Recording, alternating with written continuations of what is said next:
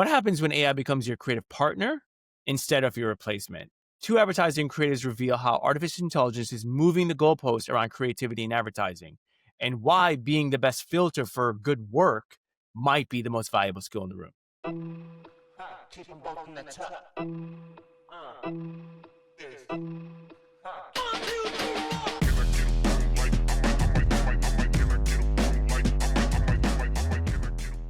I would say the other thing about art and copy is that we're kind of like in a moment that it's a bit under attack. And I'm going to sound like an old head right now, but it used to be that it was a real earned skill, you know? Mm-hmm. The art directors would like go to school and like know their designers and like know like really how to use all the Adobe programs. And it was like this like unattainable thing for people that didn't know how to do it. It was like, can you please design a flyer for me?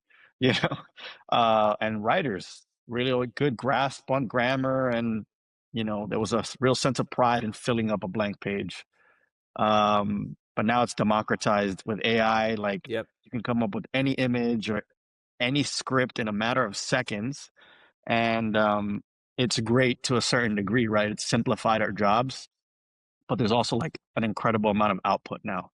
And Yeah. so I think probably more than ever, I think we need to like kind of hone in on our craft, because we still have to be the ones to like filter and choose what the best stuff that gets presented to us from the machine is, right? There's going to be a lot of options, but I think you still have to, we still have to be the best pickers, you know? Yeah. Yeah. No, that's it's happening on the production side as well.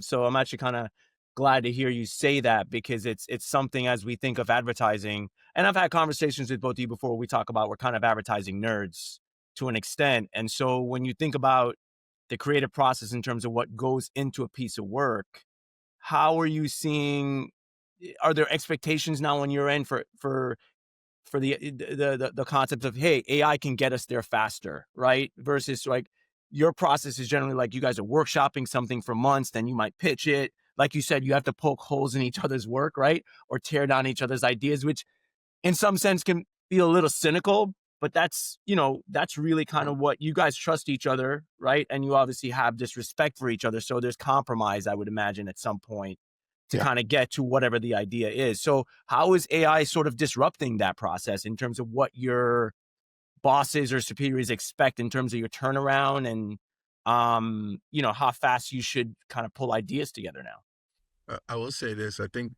our decks look amazing now. um, in a quarter of the time, like,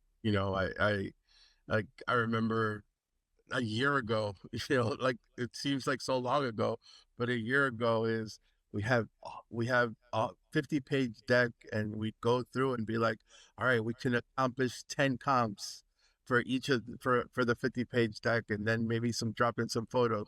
Now it'll just be like, let's do 50 pages of comps, like, of these beautiful images that would have taken a year to make if it was just be at Photoshop and finding the right photo and doing all these things. So I think what AI has done is like opened our world a little bit, and I think we spend a lot of time perfecting those things, but it still has given us the opportunity to do a lot more, and to bring ideas that maybe before we would have just had to write some words on a page.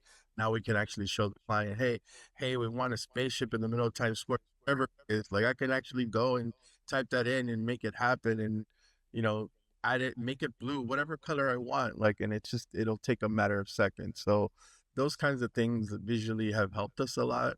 And I think even in idea creation, just generating more and more ideas for us. Like, Yeah. Gabe mentioned that we're still the pickers. So, but sometimes you get stuck on an idea, and like the blank page is the scariest thing for all of us, right? And like, I don't have that blank page anymore. I have something there to like give me some substance. Got it. And how about you, Gabe? How do you feel about it right now in terms of, we talked about being the pickers, but Yeah. in terms of your output and what's expected of you, how has AI changed that? Definitely. I mean, there's pros and cons with anything, right? So in a certain sense, the goalposts have been moved, you know, so people really get used to something very quickly. I'll make an analogy. I remember when I saw the Avengers the first time, I was like, holy crap, this movie is amazing. Like the special effects are. Since then, we've gotten so many superhero movies, Mm-hmm. and we're just like, it was all right. It's still kind of amazing. Like the credits are still like 12 minutes long, Yeah. but we just get used to it so quickly. And so I think that that's kind of what AI is doing, where it's like, all right, I know we achieved an amazing thing that used to take you 2 weeks, but now can you have it to me in 2 days? Because the clients know how long it takes now too, Yeah. right? So it's makes it easier, but also just like the degree to which you have to perform is higher. But the positives, I will say, to build on what Gabe was saying about the comps, I just want to like define that for the audience a little bit, right? Like it's Yep. whatever the mock-ups are that we have to put in relation to the ideas that we're presenting. And this industry is really interesting because like we go through a creative track, but our clients really normally go through a business track, Mm-hmm. right? And so you're trying to explain this creativity to somebody who creativity might not be their second nature, right? And so this visual mock-up, like there's so much weight on that for them to be able to understand something. And that kind of stress is gone now, because before I'd have to find the right image or like whatever, and anything is possible now, right? Yeah. So Yeah. Yeah. I could really bring the vision to life to the client. In terms of the blank page thing, yeah, like our agency has like a proprietary AI model that's built on like previous ads that were created, and it kind of knows systems so that it's helps us make ideas that are more original and more brave, Yep. and it keeps us in check. You know what I mean? Like I'm always like working with it, and I'm like, has this been done? And I put it in there, and then, all right, well, maybe I gotta like raise my bar a little bit, which is Got a it. little scary too, because I'm always kind of chasing this thing now that I'm like, oh man, if the computer knows it, I don't want it, and I might have maybe thought that was okay before. So in a sense, it's pushing us, and hopefully we can continue to be pushed, right? And create things that nobody's ever seen before. One of the things you mentioned earlier was balancing like client expectations with creativity. So, I'm trying to give people sort of like an insight into the rabbit hole between how your ideas that you put out front may actually get sort of like redirected or shifted based on strategy. Can you guys maybe go down that rabbit hole a little bit and how you have to balance Yeah. that? I mean, that's the Yeah. whole game, Chad. Like, I've never once presented an idea that got bought as is, right? Like, the clients always give feedback. Like, there's always like 6 people in the room talking about what things they would change, And so, like, I think you have to know that your idea is clay that's going to be shaped by other people, right? Like, you can't have this like stubborn mentality going into this of like, this is the vision, because if you want that, then go paint. You know what I mean? Like, this is something that we are in service to our clients. And yes, sometimes there's disagreements, but the reality is that we're all in the same team. There's not like this us versus them thing. Like, they are the ones allowing us this ability to fly and go on this production and shoot this thing with Hit Boy or whatever. And so we get that opportunity because we're in service to selling their product, right? And so Yeah. we have to take the feedback, and we have to understand that sometimes it comes from a logical place, like, because to be honest, we always want to push it too far. Like, I want everything to just be a comedy skit, Yeah. or like a pure film, you know what I mean? And like put the product at the end and that's it. But like, sometimes they're like, can you bring the product in a little bit sooner? Can you make the logo bigger? Like, whatever those pieces of feedback are, sometimes they're fair, sometimes they're not, but it's par for the course. Our job Yeah. is So subjective, and do you find that you guys are in a bubble as you're kind of going through these iterations and ideating on the process, right? Or as you're ideating, because you were saying how you audit each other's ideas, are you thinking client as you're sort of like in your process?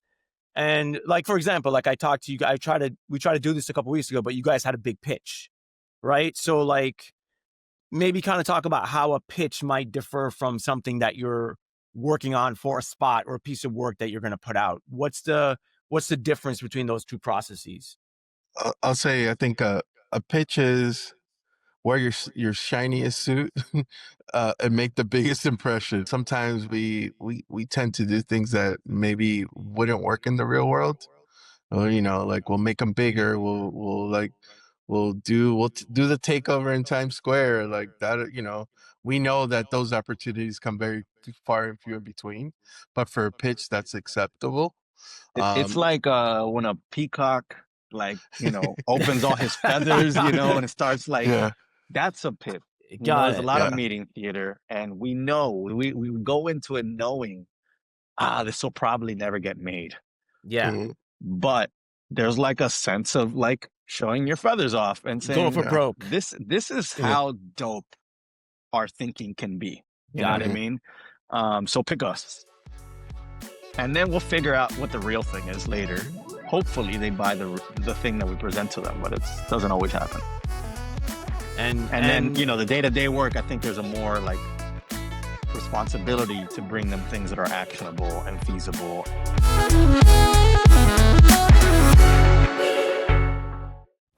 if you've been enjoying Reframed, we hope it's giving you what we set out to create.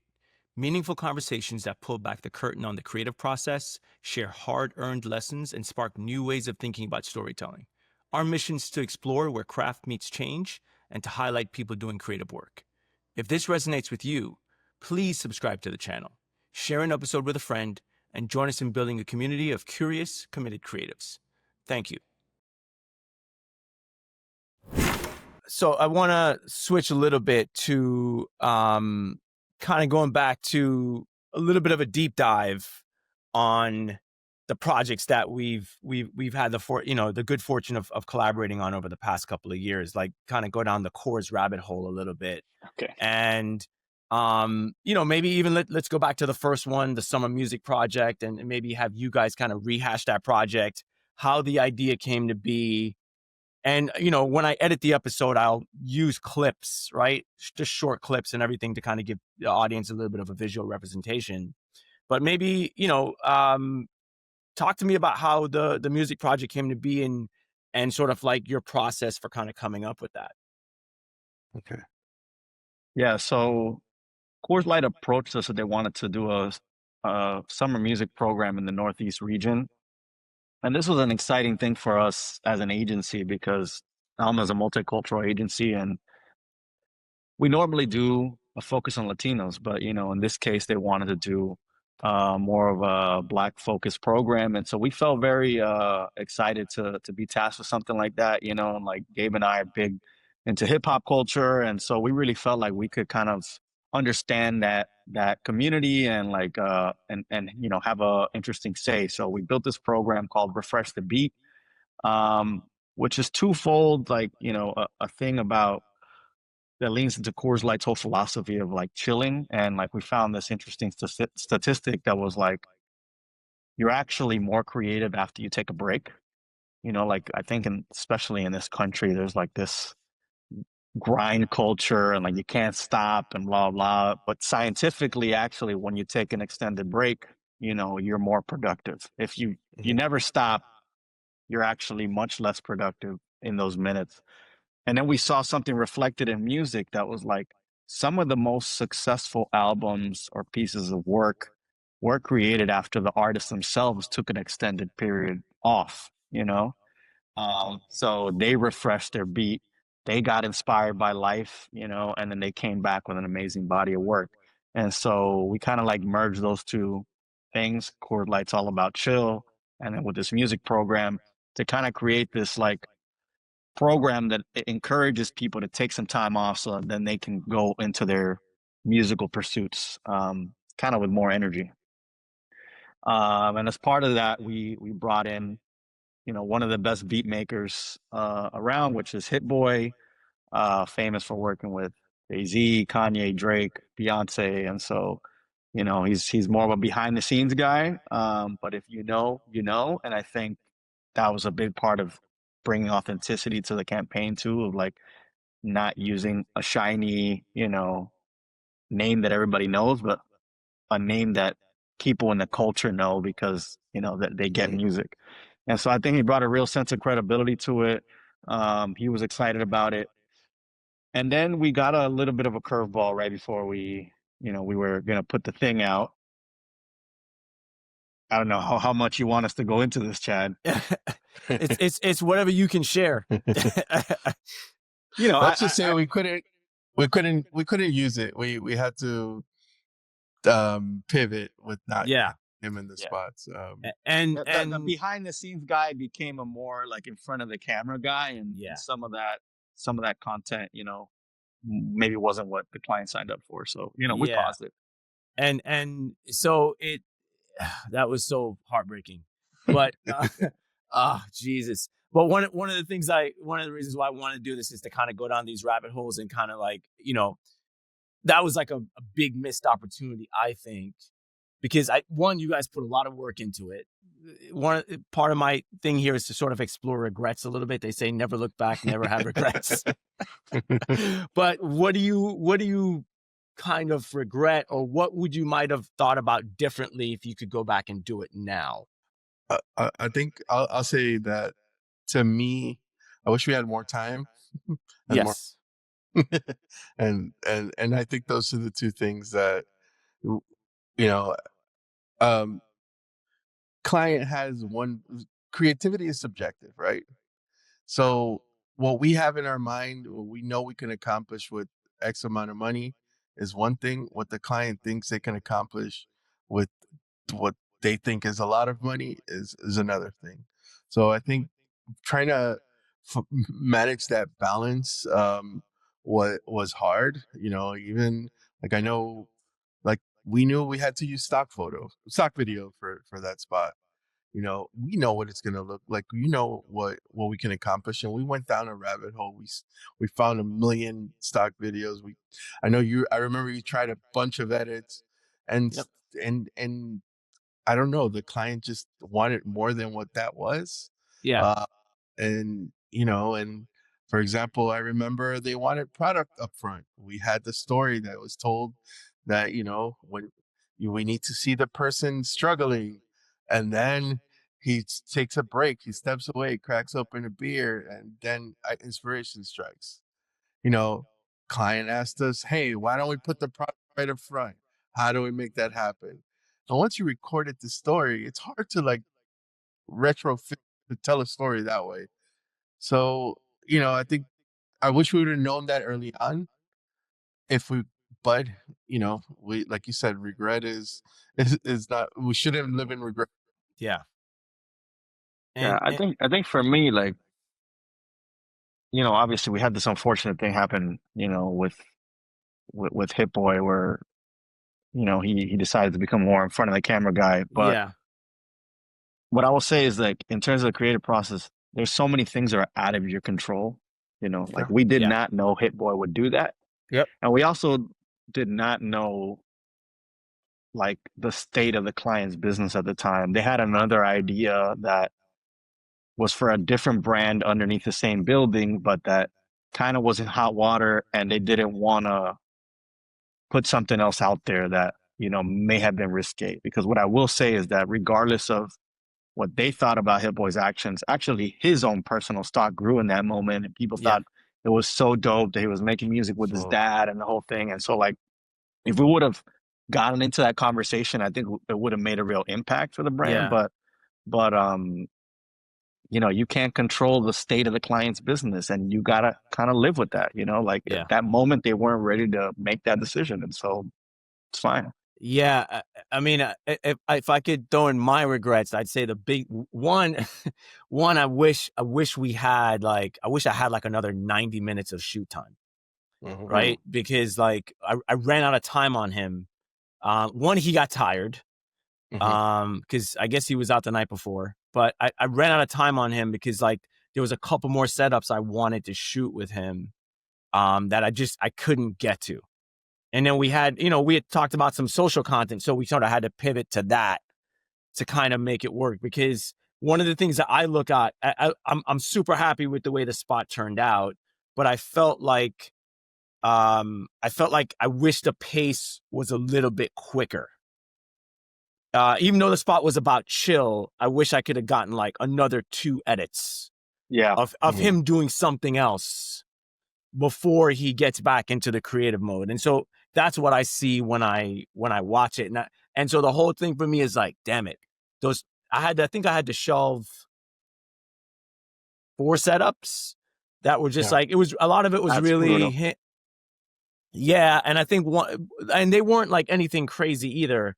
One of them was just like, it was sort of like a moment of him like kind of like leaning up against a wall and kind of like thinking, almost kind of again in that same metaphor of taking a break, right? It's sort of like he's in the studio, but the idea was for him to like actually think about something and not just kind of stand there with the blank page kind of feel. So I wanted to there's a couple of quick things that I thought like, man, if we could have just gotten like 2 more edits, the pace of this would have been a little bit better for me. But it was also a learning experience in the sense of like, like you were talking earlier about the client wanting the product first.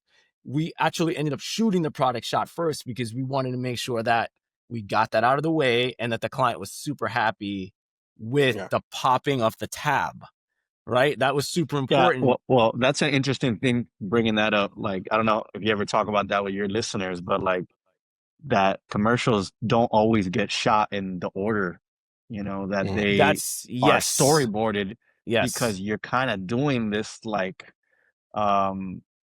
psychological thing where you want to make sure the client's feeling good so you can get the more creative shots, afterwards. Correct. And also just for efficiency sometimes too, in terms of like, it's actually one of the things someone said to me the other day. They were like, someone should put out a bunch of Instagram videos about why you shoot out of order, because some creatives understand it, but I found that I've worked with people where it throws them off because they have the idea in their head of the order of how it goes from A to Z. And if you like take anything out of that order, it throws them off in terms of what their imagination is.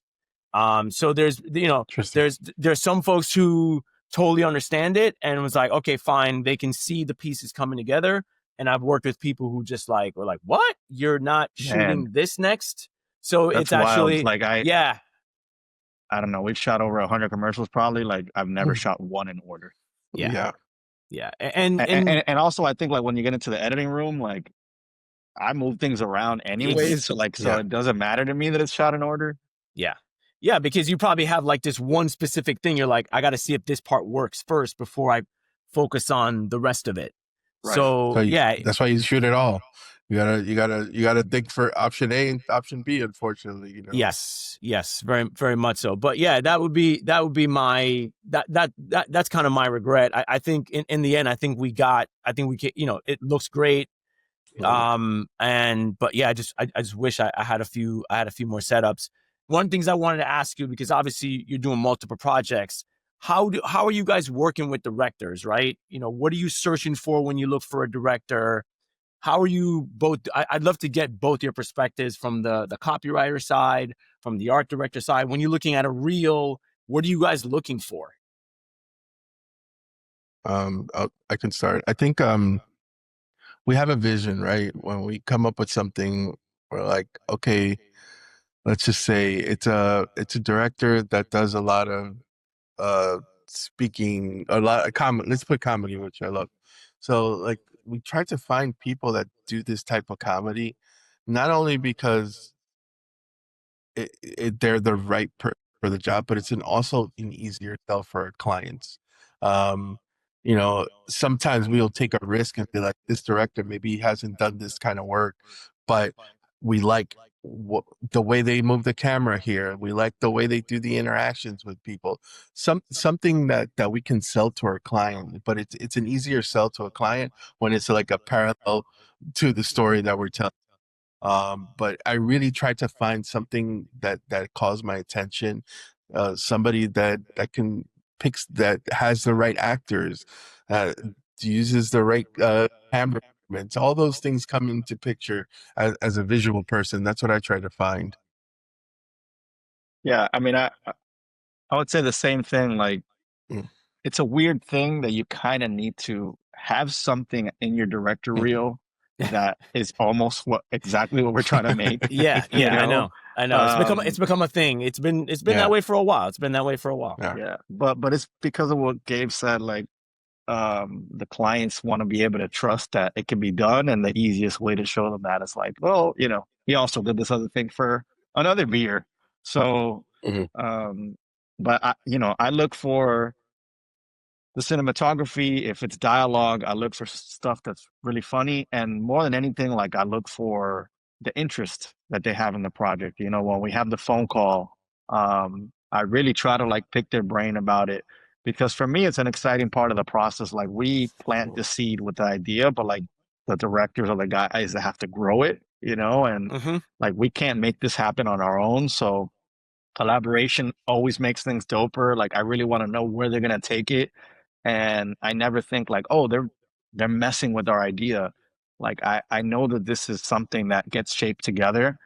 And so Gabe and I always try to give room to directors to feel like they can add to a project, because that's no fun for you guys if you're just taking orders from us, you know what I mean? And so like, I think that you're part of the creative process, and like, obviously you're coming along later in the process, like once we've already shown things to clients, but like, there's still always room to um, improve an idea through the production process. And so like, I always look to hear what are the ideas that you're bringing to the table, because I want somebody that feels like they're creating something when we go on set, not like they're just like asking me, hey, what should I be doing in this moment? Yeah. Like, I need somebody with the confidence in their own vision of what this project is as well. Yeah. So, and that's refreshing to hear, because a lot of times people just want you to regurgitate the boards. You know what I mean? It's like, just shoot what's there. So, in terms of, so are you obviously you guys love collaboration. You give the director room, but are you thinking of, do you set boundaries as well, or parameters, like, hey, almost like bumper pool, like, as long as you stay within this lane? Or is it, hey, give me some ideas that's going to push this over the top? What are your thoughts on that? 100%, man. Like, sorry, Yeah. I was just gonna like, you have to, because everything always goes back to like, we're in service of the client, right? Yeah. So I think, like, I think we literally pick and choose, like, hey, transitions, go crazy, but like, this shot, I need it. Don't touch it, Got it. And like, you have to set those swim lanes so that people don't get frustrated either. And also, like, I think casting is one of those things. Like, some clients are open to having weirder people, tattooed people, funny looking people. Others aren't. Like, I think, that's one of the guardrails that we always try to be like, all right, guys, if we're making this goofy spot, or we're making the serious spot, people should look a certain way. Let's not go too crazy here. Maybe we'll have one or two people, but let's try to keep a parameter that doesn't go, and give you guys a little bit of play, and hear you out when you're picking people. All right. Thanks so much for sticking with me through another episode of ReFramed. I hope you enjoyed that conversation with the Gabes as much as I did and got some value from it. Part 3 will drop in a couple of weeks. In part 3, we're going to jump into another deep dive on another course project that we did together. We'll also talk about what it's like to win the holy grail of advertising, the Cannes Lion. Thanks so much for watching. Don't forget to hit subscribe. Also, if you ring the bell, you'll get notified when new episodes drop. Thanks so much, and have a great rest of your week.